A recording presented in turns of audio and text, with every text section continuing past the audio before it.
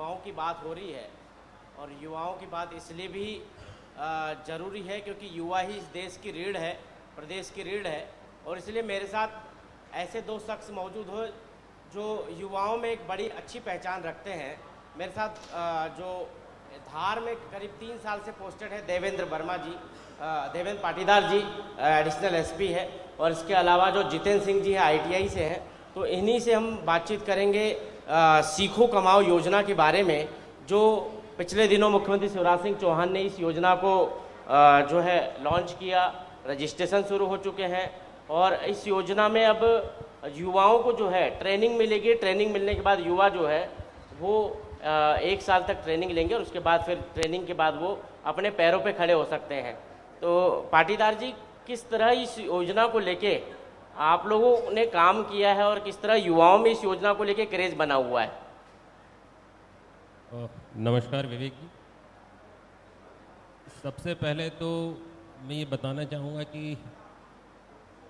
एक पुलिस अधिकारी के नज़रिए से जब हम लोग इस योजना को देखते हैं, हम लोगों का रात दिन बहुत पब्लिक से इंटरेक्शन रहता है, युवाओं से अधिक मात्रा में रहता है। तो कई बार जब युवाओं से बात करते थे तो उस वक्त ये चीज़ आती थी कि कहीं ना कहीं उसको एक ऐसे प्लेटफॉर्म की ज़रूरत थी कि उस प्लेटफॉर्म के आधार पर वो एक अपने सपनों की उड़ान को ले सके। कहीं न कहीं अगर परिवेश में उसने जो शिक्षा उसके पास है वो उसको अगर कमतर मानता है कि उसने मात्र 12th किया है या मात्र IIT किया है, और उसको अगर प्रॉपर वे में उसको अगर अवसर नहीं मिला है, तो ये जो सीखो कमाओ योजना है उसके कारण वो अपने सपनों को अमली जामा पहना सकता है। उसको एक इतने अच्छे तरीके से गढ़ा गया है कि उस युवाओं को on job training with stipend जो दी जाएगा 1 वर्ष तक, तो उस 1 वर्ष के कार्यकाल के दौरान, 1 वर्ष के ट्रेनिंग पीरियड के दौरान निश्चित रूप से वो उस क्षेत्र के बहुत अच्छे तरीके से ट्रेंड हो जाएगा, या तो उस कंपनी के अंदर या अन्य किसी संस्थान में बाकी सब लोगों से कॉम्पीट कर पाएगा, और एक बहुत अच्छे तरीके से अपनी जीविका के लिए एक अर्जन कर पाएगा जो निश्चित रूप से उसको बहुत आगे बढ़ाएगा। जितेंद्र सिंह जी, मेरा आपसे सवाल है, क्योंकि पूरा दारोमदारी इस योजना का ITI स्टूडेंट के ऊपर कह सकते हैं या फिर आपके कौशल विकास विभाग के ऊपर है, तो कैसे आप लोग ITI के स्टूडेंट्स को इस योजना से जोड़ रहे हैं? कैसे उनके अंदर प्रचार प्रसार हो रहा है? क्योंकि अभी जो धार जिला है, कहा जाता है कि सबसे ज़्यादा इंडस्ट्रीज धार में है, पीतमपुर और जो और इंडस्ट्रियल एरिया है यहाँ पर। तो ऐसे में आप लोगों के ऊपर ज़्यादा चुनौतियाँ हैं कि किस तरह युवाओं को इस योजना से जोड़ें और युवा इस योजना से जुड़कर जो है लाभ लें। सर, जैसा कि हम सबको विदित है कि मध्य प्रदेश शासन की सबसे महत्वपूर्ण योजना युवाओं को रोजगार उपलब्ध कराने के लिए जस्ट हाल ही में माननीय मुख्यमंत्री जी ने 6 जून को लॉन्च की थी, जिसके तहत जैसा कि आपने कहा कि धार जिले में बहुत ज़्यादा फोकस किया जाता है, तो माननीय प्रधानमंत्री की भी एक अप्रेंटिसशिप योजना NAPS हम ऑलरेडी लॉन्च करते थे। उसमें भी प्रदेश में धार जिला प्रतिष्ठानों के पंजीयन में और बच्चों के पंजीयन में अव्वल रहा है हमेशा से।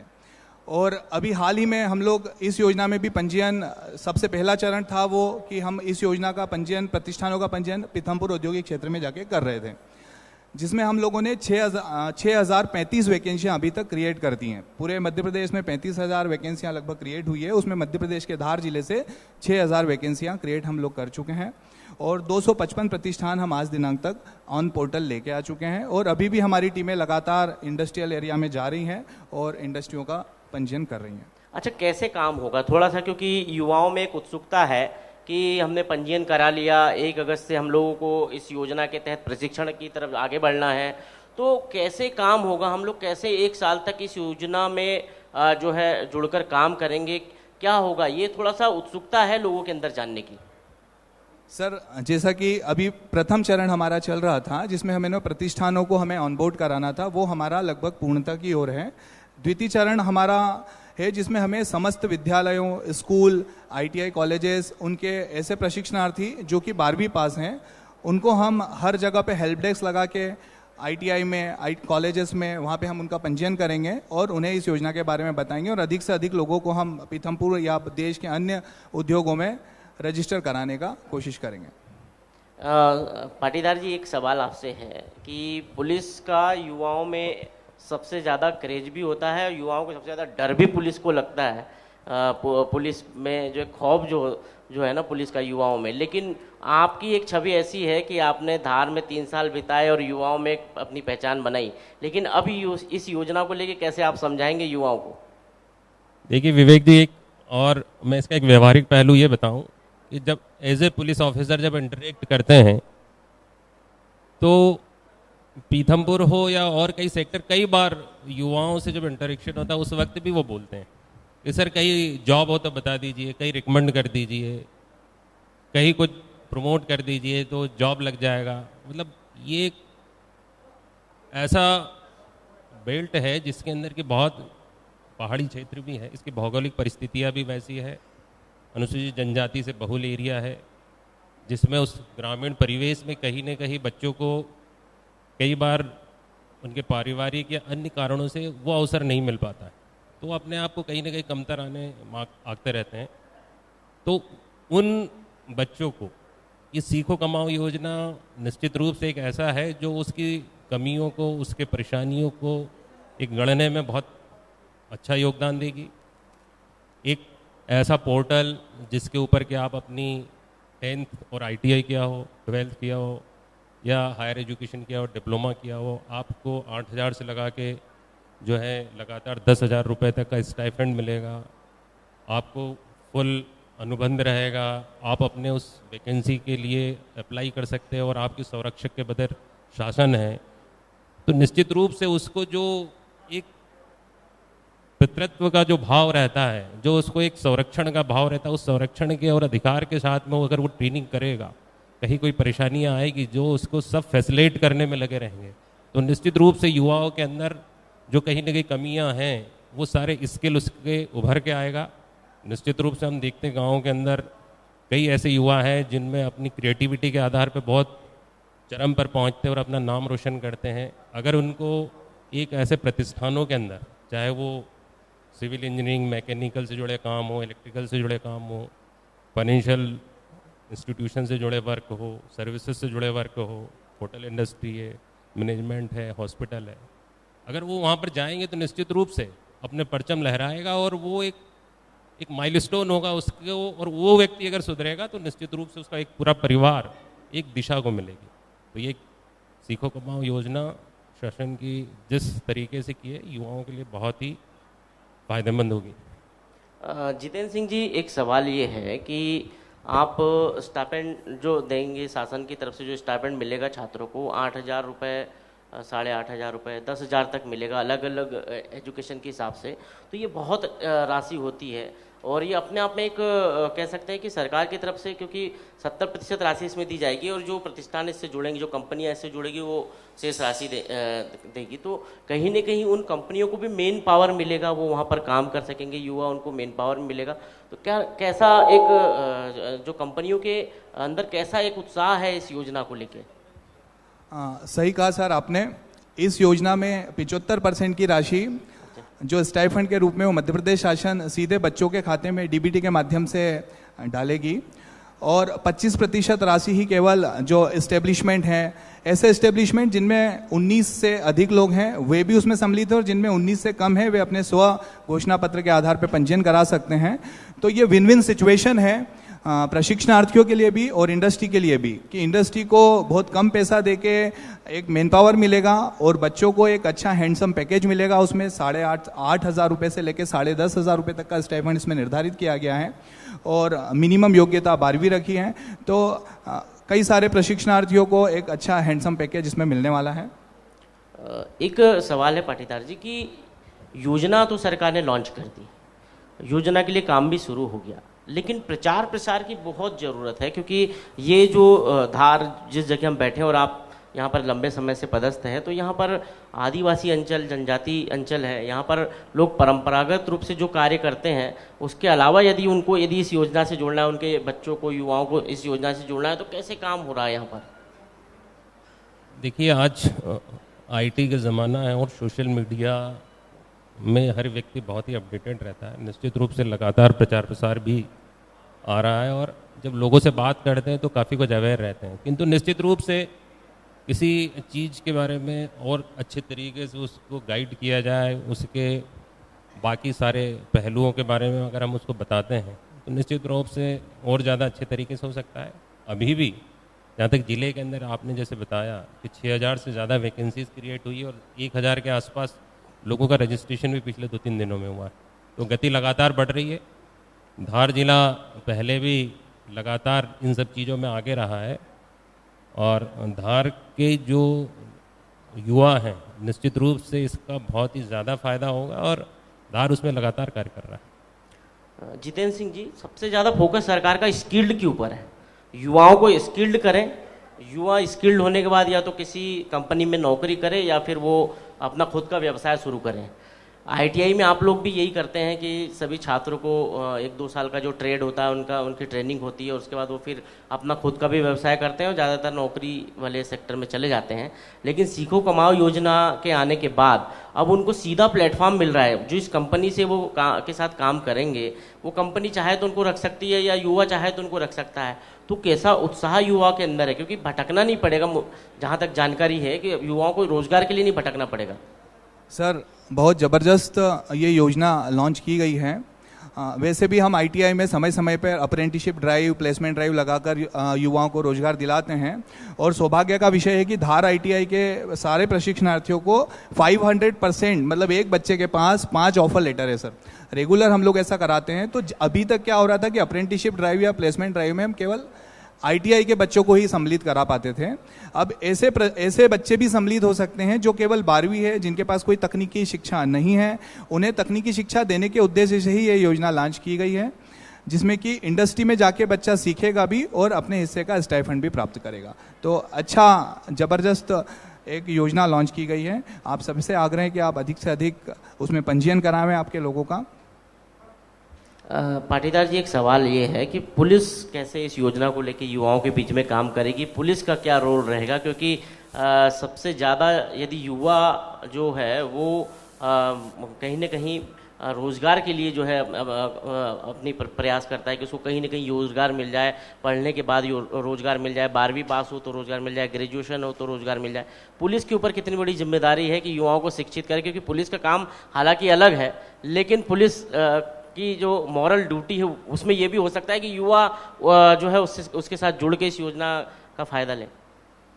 देखिए, ये योजना इतनी सुंदर है और इस योजना के अगर पहलुओं के ऊपर बहुत ज़्यादा विचार करें, अभी रजिस्ट्रेशन के फेज़ में है, इन योजनाओं के पहलुओं को विचार करें तो मैं पुलिस की दृष्टि से, मैं व्यक्तिगत रूप से जितना सोचता हूँ कि अगर कहीं पर क्राइम का कंट्रोल हो या कहीं कुछ ऐसा न्यूसेंस या ऐसी चीज़ें हों जिसमें अगर कोई व्यक्ति भटक गया तो उसको अगर बात करें तो तब एक ही चीज़ आती कि साहब इनको कुछ ना कुछ काम दिलवाओ। अगर व्यक्ति ने दिशा काम के थ्रू अगर पकड़ ली तो निश्चित रूप से वो तो खुद आगे जाएगा ही जाएगा, उसका परिवार के अंदर बहुत अच्छा होगा और उसके यार दोस्त मिलने वाले भी उसको देख के निश्चित रूप से उनके अंदर एक आगे की ओर उन्हें मोटिवेट होंगे, तो एक वातावरण बनने लगेगा, वो वातावरण काम करेगा। और निश्चित रूप से ऐसे लोग, ऐसे लड़के जो मान लीजिए उन्होंने 10वीं किया, आईटीआई किया और कहीं ना कहीं उन्होंने छोड़ दिया, किसी ने 12th किया और छोड़ दिया, किंतु अब उनको ये योजना के माध्यम से एक बार फिर वो इससे जुड़ के अपने आप को अपडेटेड कर सकते हैं। अगर किसी ऑर्गेनाइज प्रॉपर इंस्टीट्यूशन में जाते हैं तो इंस्टीट्यूशन में जो काम है वो काम तो सीखता ही सीखता, वहाँ का कल्चर भी एक सीख के आता है। वो कल्चर के अंदर कैसे आगे बढ़ा जाता है, मैनेजमेंट कैसे होता है, ये सब बहुत सारी चीज़ें सीखता है। उसका बाहर के लोगों से एक्सपोजर होता है। 1 वर्ष का इतना बड़ा पीरियड होता है कि 1 वर्ष में अगर उस बच्चे के अंदर थोड़ी सी भी ललक रहेगी तो आगे बढ़ सकता है। और एक नंबर ऑफ कैंडिडेट्स भी किसी इंस्टीट्यूशन में लगातार जाते हैं और सब एक जैसे होते हैं, तो एज ए ट्रेनी निश्चित रूप से एक बहुत ही पॉजिटिव इम्पैक्ट उसका होगा। और अगर ये इसे गांव-गांव के अंदर ये सारे इम्पैक्ट होता है तो बहुत सारे ऐसे लोग, ऐसे बच्चे वो आगे उस चीज़ को बढ़ाएंगे, आगे करेंगे। तो मैं सोचता हूँ कि क्राइम से जुड़े हुए या पुलिसिंग के लिए, पुलिसिंग के बहुत सारे जो पहलू हैं उन सब में भी इसका बहुत ही उत्तरोत्तर और गुणवत्तापूर्ण प्रभाव मतलब क्राइम भी कंट्रोल हो जाएगा, आपको लग रहा है?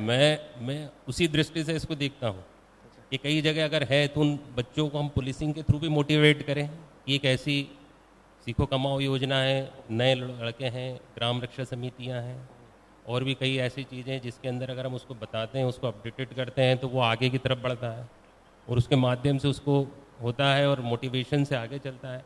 शासन का मोटिवेशन है किंतु पुलिस के अधिकारियों का भी एक अपना एक प्रभाव रहता है, तो फ़ायदा होगा उससे बहुत ज़्यादा। जितेंद्र सिंह जी, एक सवाल ये है कि जो कंपनियां जुड़ेगी उन कंपनियों में जो छात्र जाएंगे वो ट्रेनिंग के लिए सीखो कमाओ योजना के तहत, यदि वो कंपनियां बच्चे को बीच में छोड़ दे या कुछ और उनके साथ हो जाए तो ऐसी स्थिति में क्या होगा उन बच्चों का? सर, जैसे कि हम बता रहे हैं कि मध्य प्रदेश शासन की योजना है, इसमें इन तरह के प्रावधान भी हैं कि यदि 3 तरह से कॉन्ट्रैक्ट इसमें साइन होगा। इसमें इंडस्ट्री के प्रतिनिधि रहेंगे, एक जो ट्रेनी हमारा वह रहेगा और आईटीआई या और बीच में जिला प्रशासन की टीमें उसमें एक मध्यस्थ रहेंगी। यदि इस तरह के किसी भी तरह के डिस्प्यूट होते हैं तो उसकी एक पूरी प्रोसेस निर्धारित है अप्रेंटिसशिप एक्ट में, उसके तहत ही उस बच्चे पे कार्रवाई की जाएगी। यदि ऐसा लगता है कि बच्चे ने इनडिसिप्लिन किया है तो कंपनी को भी अधिकार है और यदि बच्चा चाहता है कि मैं बीच में ट्रेनिंग छोड़ना चाहता हूँ तो वो छोड़ सकता है ट्रेनिंग। राइट। लेकिन कंपनियों के साथ जो एग्रीमेंट होता है शासन का, और शासन के एग्रीमेंट के बाद जब बच्चे वहाँ पर जाते हैं तो कंपनी की कौन कौन सी जिम्मेदारी, क्योंकि शासन ने तो बच्चों को योजना के तहत वहाँ भेजा, शासन स्टाइपेंड में जो उनको स्टाइपेंड मिलेगा वो भी देता है, लेकिन कंपनी की जिम्मेदारी कौन कौन सी है? सर, इसमें कंपनियों को कई सारी जिम्मेदारियां दी गई हैं। जैसे कि बच्चा यदि वर्क प्रीमाइसेस में काम कर रहा है तो वर्क में कंपनसेशन वो बीमा उनका करवाएंगे, वो ईएसआईसी बीमा करवा सकते हैं उनका, दोनों उनको ऑप्शन दिए गए हैं। ईएसआईसी की तमाम सुविधाएं उन बच्चों को वहाँ पे प्राप्त हो सकती है। यदि उनके साथ कोई हैजार्ड होता है तो कंपनी ईएसआई की सुविधा उनको देती है। ट्रेनिंग के बाद क्या होगा? जो बच्चे ट्रेनिंग वहाँ से लेने के बाद उनका क्या होगा? क्या कंपनी में वहीं पर वो कंटिन्यू हो सकते हैं या फिर कहीं और जाने के लिए कहीं और जा सकते हैं? उनका कहीं और जाने के लिए, इंटरव्यू देने के लिए वे स्वतंत्र हैं, जो भी ट्रेनी वहाँ पे ट्रेन हो जाते हैं, क्योंकि ट्रेनियों की और कई आवश्यकताएं हैं कंपनियों में। यदि 1 साल का वर्क का वो एक्सपीरियंस लेके जाते हैं तो कई सारी कंपनियां उनको रखने के लिए तैयार रहती हैं। पहले भी अप्रेंटिस हुआ करती थी और प्राइवेट कंपनियां और सरकारी सेक्टर भी अप्रेंटिस करवाते हैं, खासकर आईटीआई के बच्चों को अप्रेंटिस का खासकर ज़्यादा लाभ मिलता है। ये सीखो कमाओ योजना भी ठीक उसी तरह की योजना है, आप लोगों के लिए बहुत ज़्यादा नई नहीं है, लेकिन कहीं ना कहीं इसमें एक बड़ा परिवर्तन आया है पैसे को लेके। पहले अप्रेंटिस में इतना पैसा नहीं मिलता था, अब इतना पैसा मिल रहा है, कैसे देखते हैं इसको? सर, ये बहुत ही गेम चेंजर योजना है, क्योंकि विश्व की सबसे बड़ी अप्रेंटिसशिप योजना इसको कहा जा रहा है। जो स्टाइफंड का हिस्सा है वो मध्य प्रदेश शासन भारत में तो सबसे अधिक दे ही रही है और विश्व में भी हम कई सारे अप्रेंटिसशिप एक्ट का अध्ययन करते हैं, उसमें सबसे ज़्यादा स्टाइफंड यहीं पे दिया जा रहा है सर। तो ये एक बहुत अच्छी योजना है मध्य प्रदेश शासन की। पाटीदार जी, स्टाइपेंड की यदि बात आती है तो 8,000 रुपया मुझे लगता है कि युवाओं के हिसाब से बहुत होता है, क्योंकि वो कंपनी में काम करेगा और उसके बाद उसको 8,000 रुपये और जो राशि अलग अलग एजुकेशन के हिसाब से निर्धारित की गई है स्टाइपेंड की, वो मिलेगी। तो कितनी राशि होती है युवा के लिए? काफ़ी होती है? देखिए, ये योजना में मैं फिर उसको एक उसी दृष्टि से देखता हूँ कि ऊर्जा का आकार देने का, ऊर्जा को दिशा देने की बात है, पितृत्व का भाव। ऐसे मैं मानता हूँ कि एक युवा जिसको कि रोजगार की तलाश है, उसको अगर हम उसका हाथ पकड़ के अगर लगातार 1 साल तक हैं एज ए पितृत्व, अगर घर परिवार के व्यक्ति उसको 10,000 रुपये दे के किसी ट्रेनिंग के लिए भेजता है, तो शासन की तरफ से अगर 10,000 दे के उसको एक सिक्योर्ड और उसको सपोर्टिव माहौल के साथ में अगर कहीं जा रहा है तो निश्चित रूप से उस युवा को वो सारी चीज़ें हैं जो वो सीख सकता है और बहुत अच्छे से सीख सकता है।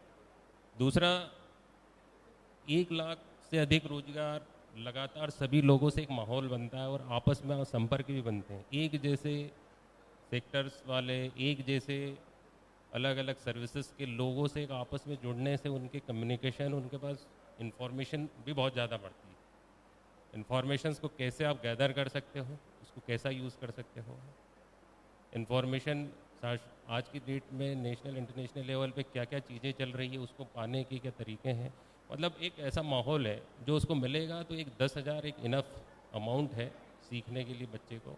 और 1 साल के बाद में तो फिर उसके लिए ओपन है, वो चाहे जितना अपनी क्रिएटिविटी से आगे बढ़ सकता है। एक सवाल जितेंद्र सिंह जी आपसे है कि जो छात्र आईटीआई के सबसे ज़्यादा मुझे लगता है कि इस योजना की तरफ उनका जो है आकर्षण होगा आईटीआई के छात्रों को खासकर, क्योंकि सबसे ज़्यादा बच्चे आईटीआई में जो है प्रवेश लेते हैं और उसके बाद वो ट्रेनिंग के लिए जाते हैं। तो क्या आप लोग भी क्या बच्चों को जाके आईटीआई में बता रहे हैं या फिर दूसरी जगह जाके बच्चों को बता रहे हैं, खासकर 12वीं क्लास में जो बच्चे पढ़ के पास हुए उनको बताने के लिए क्या है कि भाई आप लोग आइए, रजिस्ट्रेशन कराइए, योजना का लाभ लीजिए? सर, समस्त प्रदेश के समस्त आईटीआई में इस योजना के तहत हेल्प डेस्क बना दी गई हैं। उन हेल्प डेस्क में जितने भी बाहर से भी यदि आईटीआई के अलावा भी ऐसे ट्रेनीज आते हैं जो 12वीं हैं या ग्रेजुएट हैं, उन्हें उनका फॉर्म भी भरवाया जा रहा है। और विद्यालयों में भी हम ये वाली प्रोसेस जल्द ही शुरू करने वाले हैं, जहां हेल्प डेस्क लगेगी और समस्त बच्चों का ऑन द स्पॉट रजिस्ट्रेशन किया जाएगा। सर पाटीदार जी, एक सवाल ये है कि इसमें कई सारे सेक्टर हैं, इलेक्ट्रिकल है, इलेक्ट्रॉनिक्स है, मैकेनिकल है, टूरिज्म है, मीडिया है, मतलब बहुत सारे सेक्टर इस योजना में जोड़े गए हैं कि हर सेक्टर में युवा जिसको पसंद कर ले वहाँ आके वो काम करे, सीखे और फिर जाके अपने कौशल का उपयोग करे, चाहे वो जॉब के जरिए हो या फिर खुद का व्यवसाय करने को लेके। तो ये कई सारे सेक्टर, क्योंकि आप जहाँ हम बैठे हैं धार में, ऑटोमोबाइल हब के नाम से जाना जाता है धार जिला, यहाँ पर ज़्यादातर ऑटोमोबाइल कंपनियाँ हैं। तो मुझे आप जो जानकारी दे रहे हैं कि 6000 रजिस्ट्रेशन यहाँ पर हो चुके हैं अब तक, तो क्या लगता है कि और भी जो सेक्टर इसमें आने चाहिए? नहीं, सेक्टर्स तो उसमें सर्विसेज करीब 800 से अधिक हैं। 800 बहुत बड़ी फिगर होती है, 800 टाइप की सर्विसेज, और यहाँ पर भी 600 करीब 6000 से अधिक ऐसे वैकेंसीज का क्रिएट हो चुकी है। मेरे विचार से कि जितने सेक्टर्स योजना में कवर किए गए वो मैक्सिमम कवर किए जा चुके हैं। और सेक्टर्स के अंदर उस आज की डेट में जॉब का भी अलग अलग तरीके से हो गया है। रिक्वायरमेंट पहले ट्रेडिशनल थी, उससे बढ़ के और अलग अलग क्षेत्रों में हो गई है। तो उसको डिज़ाइन करने में ये सारी चीज़ें हैं ऑलरेडी। वो वहाँ जाके अगर वो कुछ भी सोचता है तो निश्चित रूप से अपने स्किल को, जो कि एक्चुअल में स्किल को डेवलप करने का, स्किल्ड होने का, और आफ्टर स्किल्ड जैसे ही हो जाएगा, ट्रेंड हो जाएगा, तो वहाँ जॉब करे या अन्य अपना व्यवसाय करे और बाकी को भी रोजगार दे चीज़ें। मेरे ख्याल से उसके अंदर मैक्सिमम सेक्टर्स कवर हुए हैं, मैक्सिमम से जितने होने चाहिए काफ़ी सेक्टर्स कवर हो चुके हैं। जितेंद्र सिंह जी, उम्र का जो क्राइटेरिया है वो 18 से 23 वर्ष, 18 से 29 साल 29 साल तक रखा गया है, 18 से 29। तो 18 से 29 की उम्र खासकर जो पढ़े लिखे युवा है, ग्रेजुएशन करके, पोस्ट ग्रेजुएशन करके या आईटीआई करके या बीई करके निकलने वालों के लिए काफ़ी है। तो ये उम्र का जो क्राइटेरिया है, ये क्या युवाओं के लिए ठीक है? क्या इसको और आगे बढ़ाना चाहिए? और इस एज के युवा खासकर जो है स्किल्ड की तरफ जाने के लिए किस तरह प्रयास करते हैं? सर, इस योजना का मुख्य उद्देश्य प्रारंभिक रूप से बेरोजगार युवा को रोजगार से जोड़ना है। और लगभग 18 से लेकर 29 साल के ही कई युवा होते हैं जो रोजगार में नहीं होते हैं। तो प्रारंभिक रूप से उनको रोजगार से जोड़ दिया जाए तो वो 1 साल का या 2 साल का एक्सपीरियंस लेके इंडस्ट्री में कहीं भी हम कर सकते हैं। इसलिए 18 से लेकर 29 साल का बड़ा सोच समझकर ये क्राइटेरिया मध्य प्रदेश शासन ने तय किया है कि ऐसे ही युवा आए जो कि बेरोजगार हैं और वे इस योजना का लाभ लें। मेरा आपसे सवाल ये है कि युवा जो है उसको उड़ान चाहिए, उसको कौशल चाहिए, उसको सिखाना है और उसके बाद वो सीख के और लोगों को सिखाएगा। ये प्रयास है इस योजना को लेके, क्या कहेंगे? आप बिल्कुल सही बोल रहे हो। आप युवाओं की बात करें, अभी एक जस्ट व्यवहारिक तरीके से मैं बताना चाहूँगा कि आप किसी डिस्ट्रिक्ट प्लेस पे जाएं जहाँ की 1 लाख पॉपुलेशन है, कहीं 50,000 है, 75,000 है, तो वहाँ बहुत सारी सर्विसेज के अंदर हम देखते हैं कि साहब इसके लिए तो आपको बड़े शहर में जाना पड़ेगा। मेरे ख्याल से इस योजना के बाद में छोटी छोटी जगह पे भी वो युवा एक बड़े मात्रा में अपने नगर, अपने स्थान में उस तरह की चीज़ें कर पाएंगे। तो उसको उड़ान है, उसको घर का सपोर्ट और स्किल्ड होने के बाद में निश्चित रूप से युवाओं के मल्टी डायरेक्शनल बहुत सारे चेंजेस होगा और एक उसको एक बहुत ही दूरगामी प्रभाव उसके होंगे। तो हमने बात की युवाओं के लिए जो सरकार की एक बहुत ही महत्वाकांक्षी योजना आई है, सीखो कमाओ योजना, और उस पर विचार भी जो रखे गए और युवाओं को जानकारी भी दी गई कि किस तरह वो इस योजना का लाभ ले सकते हैं और इस योजना का लाभ लेकर जो है अपने आप को कौशल के क्षेत्र में अपने आप को स्किल्ड कर सकते हैं, अपने आप को एक कह सकते हैं कि या तो वो जॉब के सेक्टर में भी जा सकता है या रोजगार खुद देने वाला सेक्टर खुद पैदा कर सकता है इस योजना के जरिए। तो आज हमने युवाओं को उड़ान देने के लिए सीखो कमाओ योजना पर बातचीत की है। धन्यवाद देवेंद्र पाटीदार जी और धन्यवाद जितेंद्र सिंह जी आपका, अपने युवाओं के लिए इतनी अच्छी उपयोगी जानकारी दी और उनको बताया योजना के बारे में। Thank you Vivek ji.